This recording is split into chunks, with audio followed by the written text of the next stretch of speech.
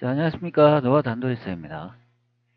자, 제가 앞전에 로또 조작됐다 설명을 드렸죠. 그것도 100%라고 설명을 드렸어요. 그 방법이 RFID 칩을 이용한 전자기기로 이용해가지고 SMP 형상기억 플러팅 고분자 조작 수법이다 설명을 드렸죠.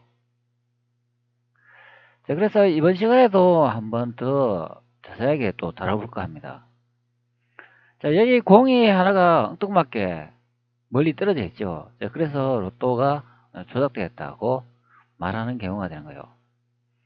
자, 그러면 고분자 플라스틱의 크기가 부풀러져 가지고 그 조작이 된다고 설명을 드렸으니까, 그러면 한번 크기를 재보면 된다, 그런 해석이 되는 거죠. 자, 영상에 보면은 현재는 평면 상태로 찍었기 때문에 카메라가 어느 각도에서 찍었는가 한번 살펴봐야 되는데요.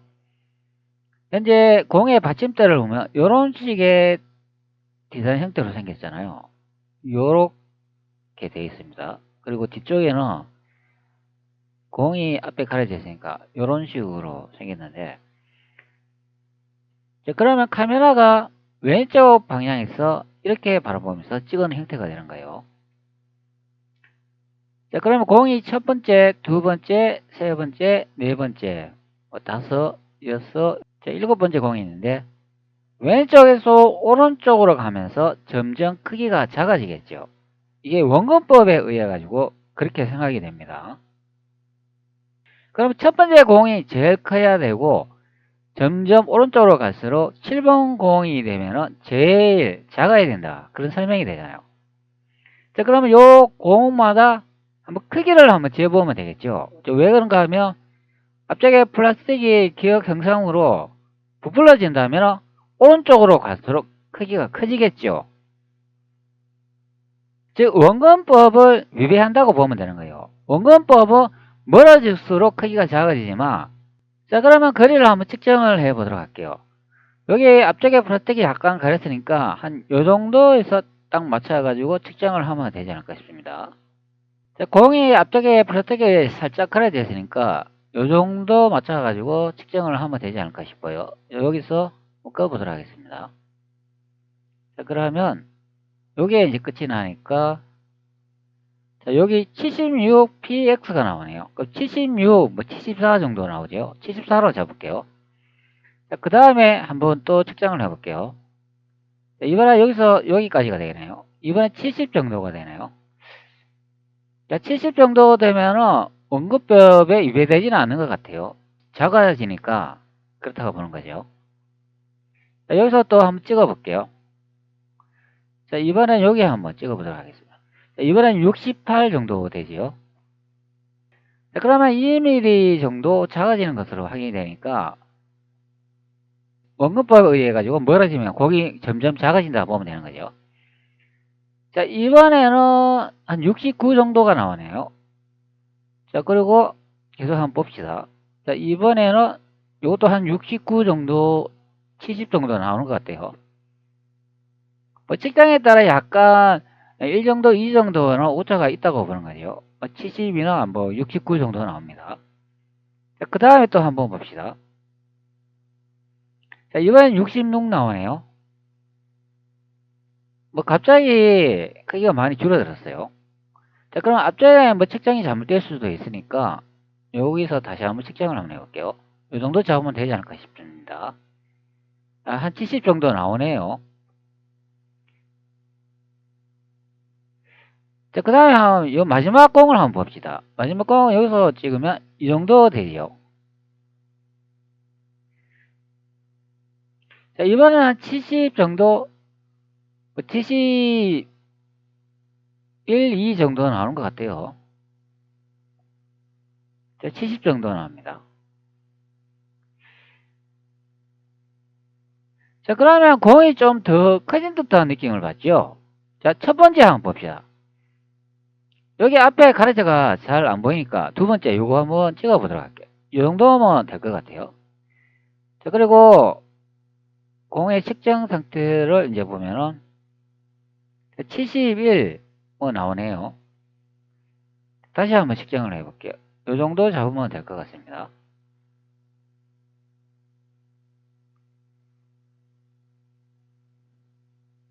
70일 정도 나오네요. 70도 나오죠?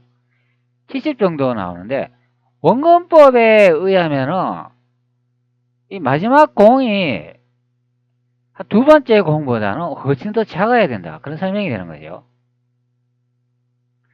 다시 한번 측정을 해볼게요. 71 나옵니다. 오히려 더 커지고 있어요, 공이. 71 정도 나오죠. 물론, 이미지니까 어디서 시작점을 찍냐, 어디서 끝을 맺냐에 따라 약간씩 차이는 있을 수 있는데, 어때요? 처음 공하고 마지막 공을 비교했을 때, 처음 공이 한 71 정도 나오잖아요. 71. 그러면 원근법에 의해서 마지막 공이 이 수치가 같게 나오면 안 된다. 그런 의미가 되는 거예요. 자, 그런데 71 정도 나오지 않습니까? 거의 똑같다는 거죠. 자, 그러면 이런 측량으로 보면은 첫 번째 공이나 마지막 공이나 크기가 똑같을 수는 없죠. 왜? 원근법을 적용을 했을 때 점점 멀어지면은 마지막 공은 크기가 더 작아져야 된다. 이게 정석이 되는 거예요. 그러니까 뭔가 모르게 첫 번째 공이나 마지막 공이나 크기가 거의 균등하게 나와요. 그럼 마지막 공이 이 기계 안에서 방금 나왔기 때문에 더 많은 열을 가지고 있기 때문에 더 크기가 팽창했다고 보는 거예요. 더 크기가 커졌다고 보는 거죠. 그렇기 때문에 첫 번째 측정을 했을 때 마지막에 측정을 했던 공을 크기를 비교하면 거의 크기가 비슷하게 나온다. 그런 설명이 되는 거죠. 현재 이 사진은 로또 기계, 앞전에 보여진 영상의 그 반대편 그 기계 장치 구조 같아요. 자, 여기 보면 장치가 이런 식으로 생겼어요. 여기 중간에 확대해 보면 이 모터가 보이죠. 그리고 모터가 연결돼 가지고 바람이 이렇게 뿜어져가 위로 올라가는 식으로 되어 있는 것 같아요. 그리고 난 다음에 또 오른쪽편에 뭔가가 또 하나 더 연결이 돼 있어요. 자, 이거는 저도 뭔지 모르겠습니다. 자, 하여튼간 로또 볼을 돌리려 그러면 바람이 이쪽으로 뿜어져야 되는 거는 맞잖아요. 그러면 이 모터가 있어야 되는 거는 맞아요. 그러면 이 상태로 보면 모터에 의해 가지고 바람이 위쪽으로 뿜어진다. 예상해 볼 수가 있는데, 그런데 또 보면은 오른쪽에 보면 또 이상한 호수가 또 연결이 돼 가지고 또 둘러쳐진 것을 볼 수가 있어요. 그리고 왼쪽 편에 보면은 시커먼 기계가 하나 이거 보이죠? 자, 여러분 이게 뭘 것 같아요? 이게 인버터가 되는 거예요. 자, 인버터를 검색을 하면 여기에 있는 바로 이 장치가 되는 겁니다. 요렇게 하얀색도 있고 검은색도 디자인이 있고 모양이 다양해요. 이런 식으로 되어 있습니다. 자, 그러면 이 인버터라는 게 도대체 어떤 역할을 하는지 한번 보도록 할게요.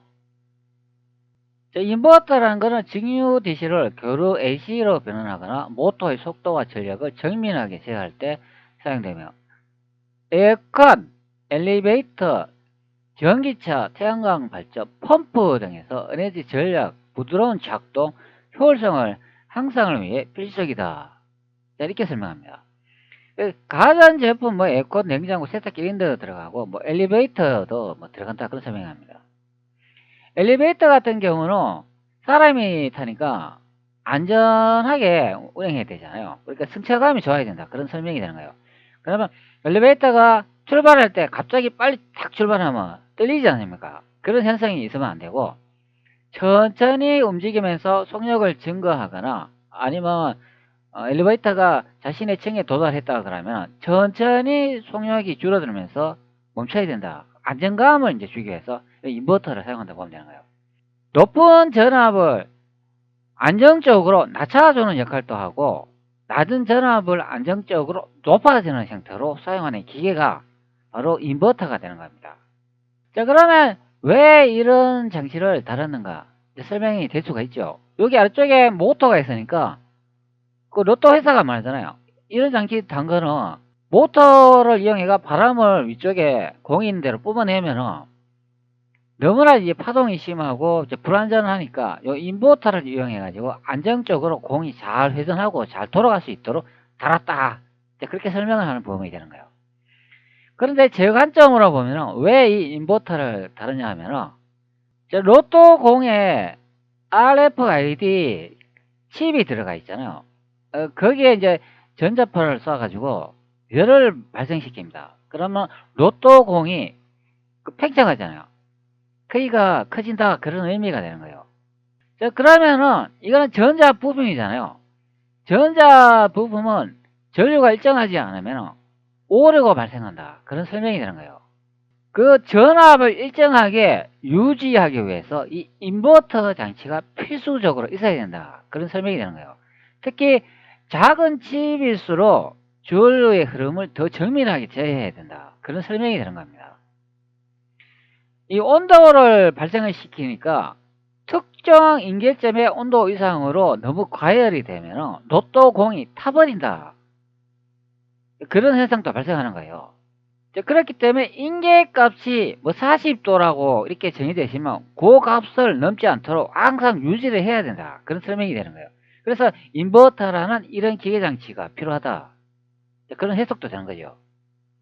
근데 핑계를 이제 대는 게 이렇죠. 모터가 안정적으로 돌아가기 위해서 인버터 장치를 설치했다, 또 그렇게 말하는 경우도 되는 거예요.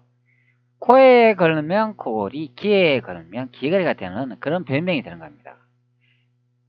자, 그리고 이 전선을 한번 보시기 바랍니다. 왼쪽 편에 붉은 전선이 보이는데 상당히 굵은 형태로 되어 있죠. 이 정도 굵으면 굉장히 전압이 높은 상태의 전류가 들어간다고 보면 되는 거예요. 전류가 아주 강하면 녹아내리는 현상이 발생해요. 열이 이제 많이 발생하니까 타버린다, 그런 의미가 됩니다. 그렇기 때문에 전압에 맞는 이렇게 커다란 두꺼운 전선을 사용해야 된다, 그런 설명이 되는 거예요. 그리고 오른쪽에 보면은 이거 모터 바로 뒤쪽이죠. 여기다 보면 굉장히 굵은 선이 이렇게 발견이 되고 있어요. 이 정도 큰 두께의 선이면 이게 굉장히 전압이 높은 상태라고 보면 되는 거예요. 제가 보기에 한 1cm 정도 되는 두께로 보여요. 굉장히 두꺼운 선이라고 보면 됩니다. 모터가 이 정도 크기니까 모터 크기에 비하면 이렇게 비교해 보면 굉장히 굵은 전선을 사용하고 있다는 것을 볼 수가 있어요. 자, 그러면 전압이 굉장히 높기 때문에 그 나오는 열을 견디기 위해서는 이렇게 굵은 구리선을 사용해야 된다, 그런 설명이 됩니다. 그리고 인버터 바로 뒤쪽, 모터 바로 위쪽이죠. 또 특이한 또 구조가 하나 보여요. 여기에 뭐 깔때기처럼 또 생긴 것으로 보이고 뭐 사각뿔처럼 또 생기고 그렇습니다. 자, 그러면 이 장치는 도대체 뭘까요? 여기 이제 파란 선으로 연결이 되어 있죠. 이 장치도 검색해 보면 확인할 수가 있어요. 자, 바로 이 장치가 되는 거예요. 이 사이클론 과열기라고 하는 겁니다. 사이클론 과열기. 자, 여기에 형태 좀 비슷한 걸 제가 좀 찾아놨는데, 자, 이런 식으로 지정되어 있습니다. 여기는 오토링크 소형 사이클론 집진기라고 되어 있네요. 이 사이클론 과열기가 공장에서 많이 사용하는 그런 장비라고 하네요. 뭐 이렇게 생긴 것도 있고, 여기에 커다란 공장에서 뭐 사용한다, 자, 그런 설명을 해주고 있어요. 뭐 이런 식으로 디자인도 하고, 뭐 작게도 만들 수 있고 뭐 크게도 만들 수 있고, 이런 식으로 권총처럼 생긴 것처럼 작게도 만들 수가 있다. 뭐 이거는 토치죠. 사이클론 토치, 이렇게도 만드는 건데, 자, 그럼 이 사이클론 가열기가 도대체 뭐냐? 자, 앞전에 그 장치의 디자인 형태를 제가 설명을 하니까 재민이가 사이클론 가열 장치로 의심된다, 자, 그렇게 설명을 해주고 있어요. 자, 그리고 식어가는 과정. 먼저 나온 왼쪽 공들이 더 작게 보이는 이유는 실온에 노출되면서 여기가 식어 팽창됐던 피부가 다시 줄어들었기 때문이다, 이렇게 설명을 합니다. 자, 스펀지 재질은 이거 절대로 그렇게 변형이 있을 수 없다, 자, 그렇게 설명을 해주고 있어요. 스펀지의 한계는 일반적인 고무나 스펀지들은 열을 받거나 해서 단 몇 초 만에 눈에 띌 정도로 부피가 20에서 30% 커졌다고 다시 줄어들지는 않는다. 형상 기억 플라팅에 확신한다. 사장님께서 말씀하신 대로 이건 형상 기억 플라팅이 맞다. 특정 온도를 넘기면 급격히 부풀어 오르고 식으면 원래대로 돌아오는 이 재질이야말로 이 조작의 핵심 기술이다. 왼쪽에 있는 로또공은 이미 식은 상태다. 그래서 상대적으로 이제 작아 보인다. 그 마치 오른쪽에 있는 공은 방금 전자레인지에서 나와 최대 평창 상태, 원근법을 씹어먹고 가장 커 보인다. 자, 이렇게 설명을 합니다. 자, 사용자님의 거리 측정 결과 이 기계가 단순한 뽑기 기계가 아니라 공을 실시간으로 굽는 장치임을 물리적으로 증명한다. 자, 이게 사이클론 열풍기가 맞다면 왜 로또 장치에 열풍기가 들어가 있냐? 그게 의심된다. 그런 설명이 됩니다. 그리고 인버터처럼 이런 장치까지 달 필요는 없다. 인버터와 같은 이런 장치까지 달면은 로또 장비가 고가로 가격이 상승하는 경우가 되는 거죠. 왜 이렇게 무리하게 많은 장치를 이 로또 기기 하단에 다 배치했는가? 그리고 전선도 보세요. 얼마나 굵은 전선이 됩니까? 자, 이런 식으로 디자인이 돼 있다 보면 되는 거예요. 자, 이런 열풍기를 이용해가지고 로또 상단에 열을 뿜어 올리는 거예요. 자, 플라스틱 재질의 형성 기어 플라스틱을 변형을 한다. 부풀린다. 그런 의미가 되는 거예요. 그래서 그 열에 의해 영향을 받아가지고 부풀려진 공이 이제 나오면서 자, 이 영상처럼 나오는 이 오른쪽 마지막 번호가 여기 걸리는 경우가 되는 거예요. 이 통로보다 공이 더 커졌기 때문에 어느 지점에서 빠져나가지 못하고 끼어버린 거죠. 자, 그래서 거리 측정을 한번 해봤습니다. 거리가 좀 민감하게 측정을 어디 하느냐에 따라 약간씩 차이가 있을 수는 있습니다. 자, 마지막으로 한 번 더 측정을 해보고 마치도록 할게요. 제가 뭐 로또가 조작됐다 하더라도 뭐 실제 뭐 밝혀진 게 없으니까 뭐 어떻게 말할 수는 없는데, 근데 로또 1회부터 시작해가지고 의심이 있었잖아요. 로또 1회 시작할 때 많은 분들이 그 전재산을 털어가지고 뭐 수백 장, 수천 장도 그때 구입했지 않습니까? 그런데 막상 생방송의 추첨 중에 공이 하단에 붙은 게 한두 개가 아니에요. 수십 개가 붙어가지고 특정 공만 빙글빙글 돌아가지고 그 공 중에 특정 숫자만 나왔다는 거 여러분 다 아시잖아요. 자, 그렇기 때문에 1회부터 조작살에 휘말렸기 때문에 불신이 계속 쌓이고 현재까지 왔다 보면 되는 거예요. 뭐 판단은 여러분은 몫이겠지만 저는 로또가 100% 조작됐다고 확신하는 바가 되겠습니다. 자, 마지막으로 한번 측정을 한번 시도해 보도록 할게요. 뭐 이 정도 위치에서 하나 잡아가 이렇게 꺼보면 될 것으로 보입니다. 자, 그러면 한 70, 한 이 정도 나오는 것 같네요. 자, 그리고 마지막으로 한번 나온 공을 다시 한번 측정을 시도해 보도록 하겠습니다. 이 정도 이렇게 잡으면 될 것 같네요. 자, 요거는 73 정도 나오죠. 뭐 70이 73 정도 나오는데, 자, 그런데 원근법이 적용이 되어 있기 때문에 마지막에 나온 공이 첫 번째나 두 번째 나온 공보다는 더 작아야 되는데 현재 거의 수치가 같거나 조금 더 큰 것으로 나와요. 자, 그럼 뭔가 좀 이상하잖아요. 형상 플라스틱이라고 의심되는 경우가 되는 거예요. 첫 번째 나온 공이나 마지막에 나온 공이나 크기가 같을 수는 없다. 미세하게나마는 차이가 있어야 된다. 멀리 있으면 작아야 된다. 그게 당연한 것이잖아요.